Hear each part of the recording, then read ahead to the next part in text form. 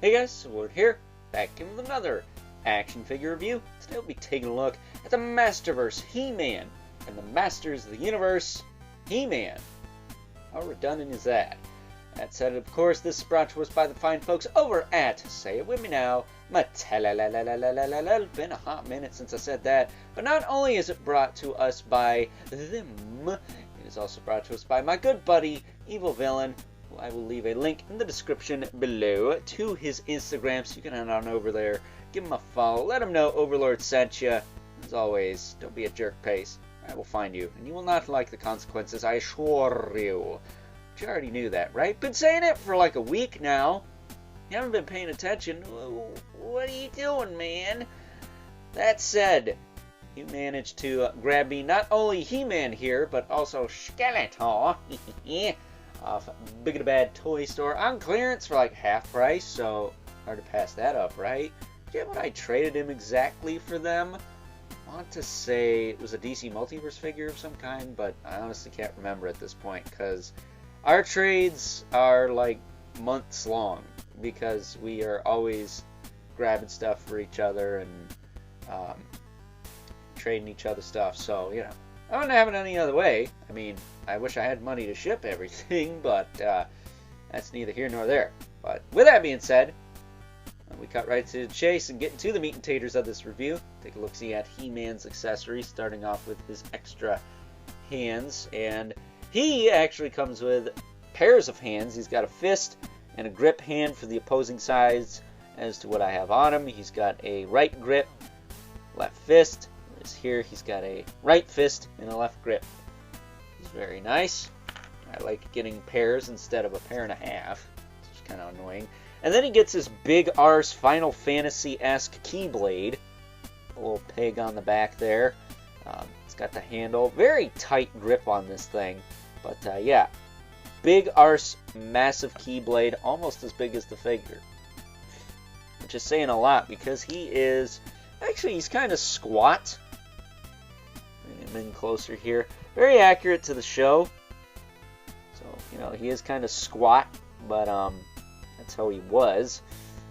That said, I thoroughly enjoyed this series. I thought it got a little goofy at the end when they made Ram Mam a villain. What do they call her? Rampage?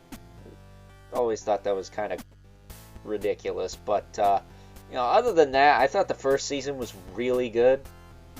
Like, really good. I kind of wish there was a little bit more characters at that point, but, you know, whatever. But as far as articulation on this figure goes, he's got a ball joint in the head. You can look side to side, look up and down a little bit. He does have a bit of a shift in the neck there. The shoulders go out about that far, back down. They do rotate all the way around. He's got a bicep swivel. Double elbow.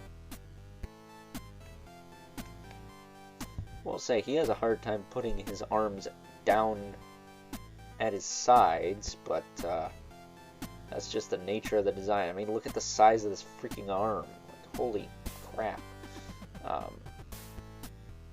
So you're kind of forced to bend him in a little bit. So can I get this to bend more? Can just a little bit, but yeah, it's not enough. That said, he does have gauntlet rotation. I'm surprised these aren't just cuffs or something. And then he does have a swivel in the wrist with the hinge. Wrong hinge for holding weapons, especially with this big arse Keyblade. It'd be nice to actually pose that the right way, but what are you gonna do? He does have a diaphragm joint, but unfortunately these figures came out before they had the new style of articulation, so it's pretty much just a crunch forward and back and tilt side to side. You don't get any rotation out of that whatsoever, so that does kind of suck. He does have a waist twist though. That works fine. Now one thing he's got that's kind of crazy, he's got the Too Bad, Whiplash, and Manny Faces? All New Eternia, by the way. Style hips, so grab them like this. Really tight ratchets in there. I do appreciate that because he is a chunky figure. But boy oh boy, getting those back down, especially this side. Let me just show you. very tight. Very tight.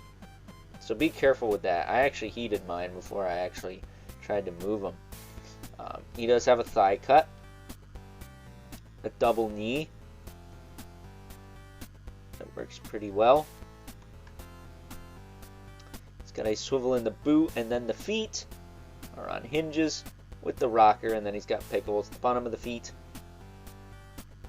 If you want to chuck him on a display stand of some kind. So that's your lot for articulation. Looks just like the show. Probably the best version of this version of He-Man that we will ever receive, unless Mondo does one. Mondo. That said, I do have the basic Power Attack figure, although it is in storage. I'm not sure if I'm going to hold on to that or not. If I know someone who needs it, I will hook that up, because this is the best version of this version of He-Man. There is a peg hole on the back, by the way, for this giant Keyblade, so I'll most likely have mine there. Fortunately, it doesn't seem to peg into the back, though, which kind of sucks. I do wish it pegged into his back, like, all the way, but whatever. It's good enough. It's fine. Gets the job done, man. Gets it done, man. But, yeah, I really like this figure. It does what it needs to. Is it one of my favorite Masterverse of all time? Probably not. This is not my favorite version of He-Man at all. Even though he was voiced by my man Yuri Lowenthal, aka Benjamin Kirby Tennyson from Ben 10 Alien Force through Omniverse, for those of you who are Ben 10 fans out there. But before I wrap this thing up, got a couple of comparisons here. We do have Skeletor from this line, who is even bigger than he is. Like, this Skeletor is huge. And oddly enough, does not have the ratcheted hips. But they're not particularly loose. They are loose enough to potentially be a problem. But we'll be looking at him later today, because it is 2 for Tuesdays. Setting him back here. Whoop. Whoops, whoops, whoops. There we go. Line him up here. Let's bring in our 2 regulars, the Mythic Legion's Brother Mandibulus. This mace that never wants to stay in his hand. I'm debating on having a new channel mascot. I just got to figure in from 4 Horsemen, and it might be time to retire old Brother Mandibulus. He's in trouble, to say the very least. We have the infamous Elephant Spawn, who, as usual, towers over everyone. But again, I did mention that this figure is kind of squat. And, well, Spawn ain't.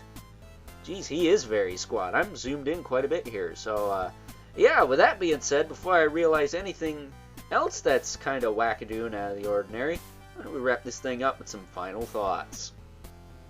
Overall, and if you wanted the best possible representation of He-Man as he appeared in the Netflix CGI He-Man and the Masters of the Universe series, then look no further. However, if you were not the biggest fan of that series like many people, as I've heard anyways, then this is an easy pass. That said, especially at half price, this was a no-brainer for me. I thoroughly enjoyed the CGI series on Netflix, despite the fact that I thought the whole Rampage thing was a little convoluted.